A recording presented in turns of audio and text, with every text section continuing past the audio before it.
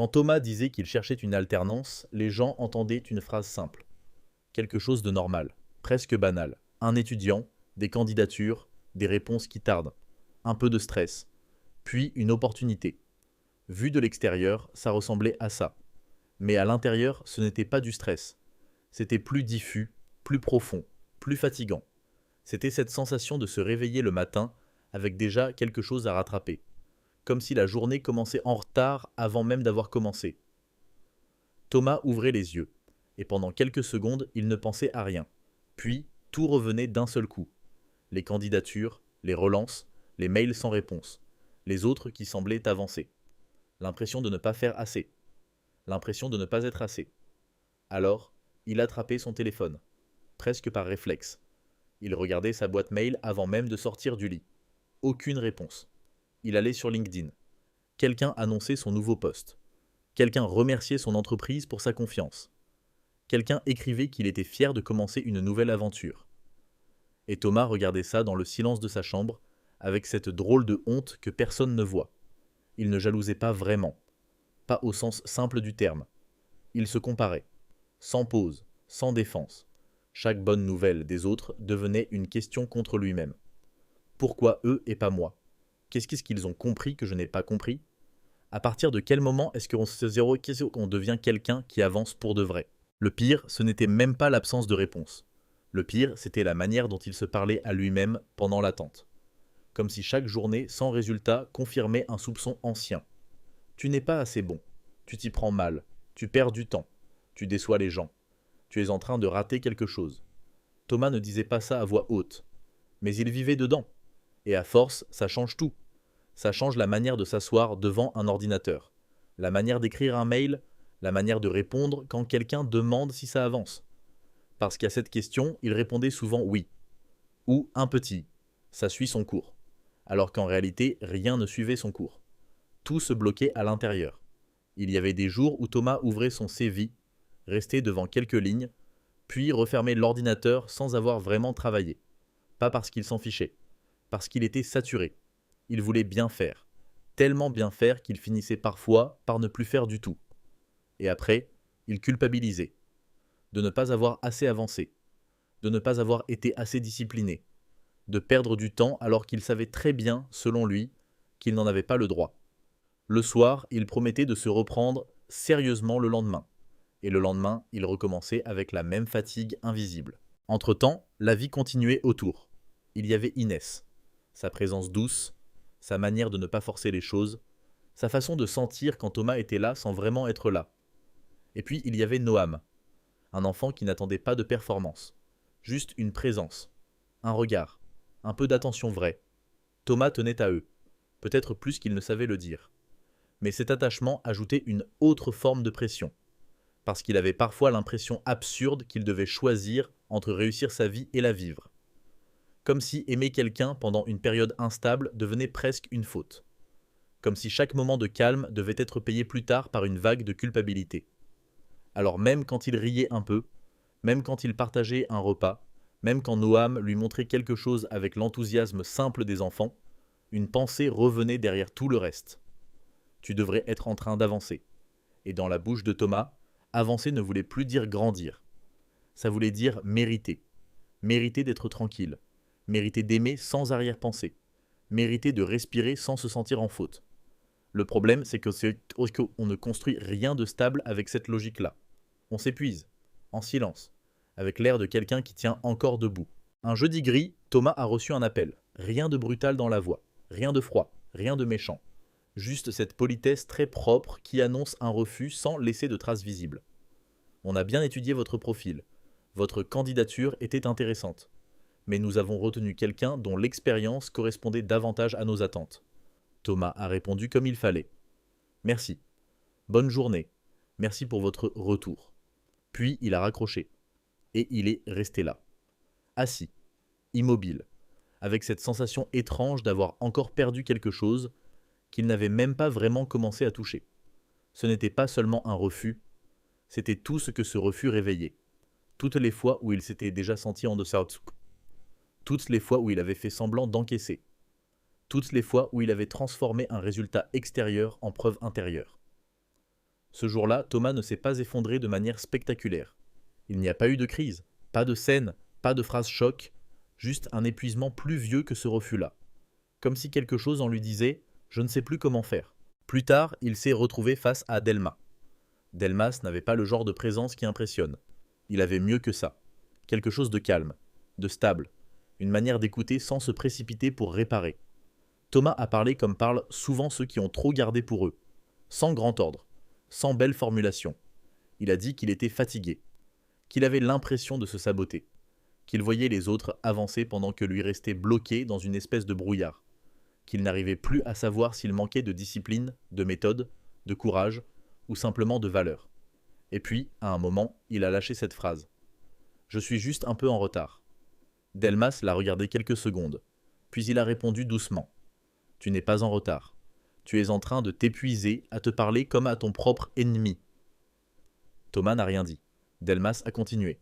« Tu crois que si tu te mets assez de pression, tu finiras par avancer. Mais on ne construit rien de solide en se punissant tous les jours. » La phrase est restée là, simple, sans grands effets. Mais parfois, ce sont les phrases les plus calmes qui fissurent les mensonges les plus anciens.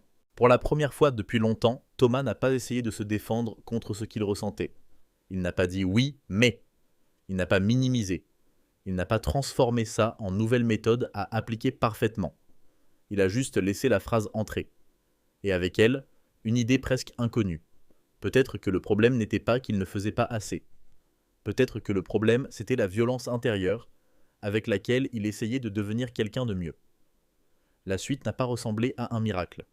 Il n'y a pas eu de déclic magique, pas de transformation spectaculaire. Il y a eu quelque chose de plus discret. Thomas a recommencé petit. Il a pris une feuille et il a écrit. Ce que je peux vraiment faire cette semaine.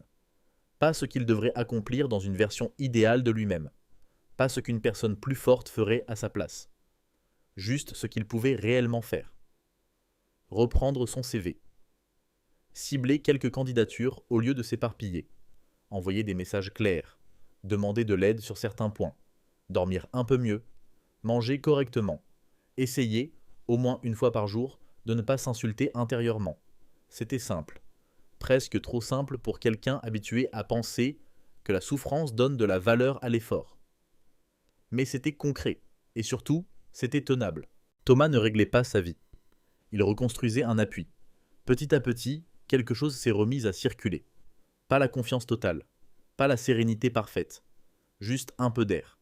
Il reprenait ses recherches avec plus de clarté. Il écrivait mieux parce qu'il essayait moins d'impressionner. Il parlait un peu plus vrai.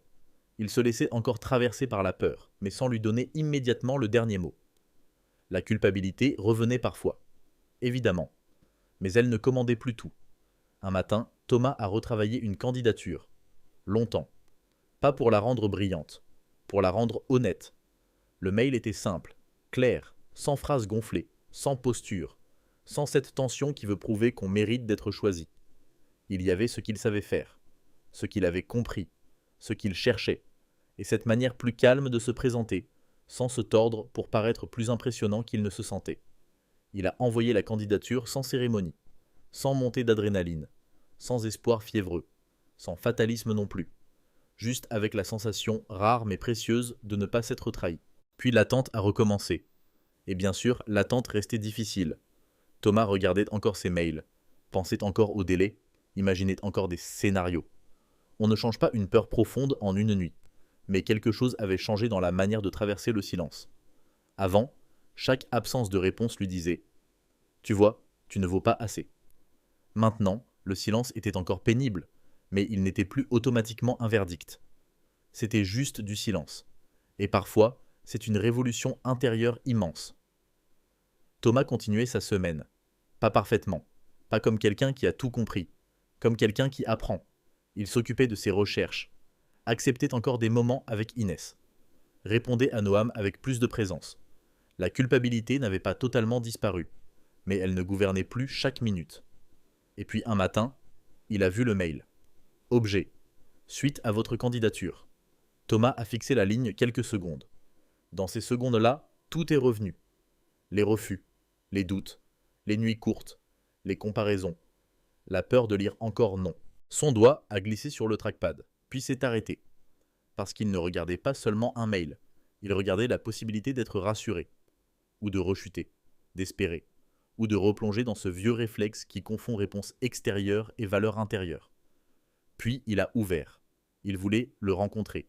Pas un message flou, pas une formule polie pour refermer la porte. Il voulait le rencontrer. Thomas a relu le mail une fois, puis une deuxième, comme si son esprit refusait encore de croire qu'une réponse positive pouvait lui être adressée à lui. Et puis il s'est passé quelque chose de très discret. Ses épaules ont lâché un peu, juste un peu, comme si son corps déposait enfin une charge qu'il portait depuis trop longtemps. Il n'a pas crié, il n'a pas sauté, il n'a pas vécu ce moment comme une revanche spectaculaire. Il est resté là, assis, avec un souffle plus grand dans la poitrine. Parce qu'au fond, ce mail ne créait pas sa valeur. Il la reconnaissait peut-être un peu. Ce n'est pas la même chose. La rencontre n'avait pas encore eu lieu. Rien n'était de garanti. La peur pouvait revenir. Le stress aussi. Mais cette fois, Thomas ne se tenait plus devant l'avenir comme un accusé. Il s'y tenait comme quelqu'un qui avait recommencé à se respecter. Et parfois, avant même qu'une porte s'ouvre vraiment, c'est ça la vraie victoire. Sortir du tribunal intérieur. On croit souvent que ceux qui avancent sont ceux qui ne doutent pas. Ceux qui tiennent sans vaciller. Ceux qui savent exactement où ils vont. Ceux qui restent solides, même quand tout se complique. Mais la vraie vie ressemble rarement à ça. La vraie vie, parfois, c'est quelqu'un qui cherche sa place en essayant de ne pas se perdre en route. Thomas ne manquait pas de volonté.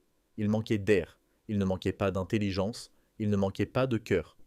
Il ne manquait même pas forcément de discipline. Il portait juste trop de pression, trop de comparaison, trop de violence intérieure pour continuer à avancer normalement. Et ça, beaucoup de gens le vivent sans savoir le nommer. On se dit qu'on est lent. On se dit qu'on est en retard. On se dit qu'on est moins solide que les autres. Alors qu'en réalité, on est parfois seulement fatigué de se battre contre soi-même. Thomas n'a pas changé de vie en un jour. Il n'est pas devenu invincible. Il n'a pas soudainement cessé d'avoir peur. Il n'a pas trouvé une formule parfaite pour ne plus jamais douter. Ce qu'il a trouvé est plus simple que ça. Plus difficile aussi. Il a commencé à se parler autrement. Et parfois, c'est là que tout recommence. Quand on arrête de confondre exigence et mépris. Quand on arrête de croire que la souffrance prouve le sérieux. Quand on comprend qu'on n'aidera pas son avenir en humiliant son présent. Il y a des gens qui ne sont pas paresseux. Ils sont épuisés. Il y a des gens qui ne sont pas perdus. Ils essaient juste d'avancer avec une peur que personne ne voit. Il y a des gens qui ne sont pas en train de rater leur vie. Ils sont en train d'apprendre à la porter sans se détruire. Et peut-être que si cette histoire touche quelque chose d'aussi profond, c'est parce qu'elle ne parle pas seulement d'alternance. Elle parle de cette période floue où l'on croit devoir mériter le droit d'exister paisiblement, le droit de respirer, le droit d'aimer, le droit de ralentir 1 heure sans se sentir coupable, le droit d'être encore en chemin. Thomas n'était pas en retard. Il était en train d'apprendre à vivre sans transformer chaque difficulté en preuve contre lui. Et peut-être que toi aussi, en ce moment, tu as besoin d'entendre ça. Le fait que tu doutes ne prouve pas que tu es incapable. Le fait que tu sois fatigué ne prouve pas que tu es faible. Le fait que tu n'aies pas encore trouvé ta place ne prouve pas qu'elle n'existe pas. Parfois, on ne doit pas devenir plus dur. On doit devenir plus juste envers soi-même. Si cette histoire t'a parlé, écris en commentaire le moment où tu t'es reconnu dans Thomas, pour mettre des mots là où beaucoup vivent encore en silence. Et si tu connais quelqu'un qui traverse cette même fatigue invisible, partage-lui cette vidéo. Parce qu'une phrase juste peut parfois faire plus qu'un long discours. Elle peut redonner un peu d'air,